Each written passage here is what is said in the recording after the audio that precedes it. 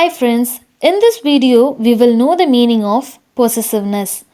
Possessiveness இந்த வார்த்தைக்கு தமிழ் என்ன சொல்லுவாங்கன்னா சொத்து பிடிப்பு, ஆதிக்க உணர்வு, உரிமை கொள்ளுதல், பொருள் அதிகாரம். Let's take two example sentences for better understanding.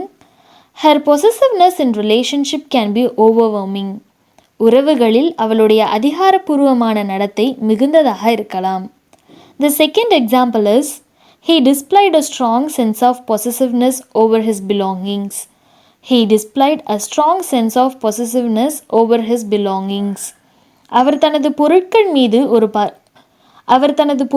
மீது ஒரு வலுவான அதிகாரப்பூர்வமான உணர்வை காட்டினார்.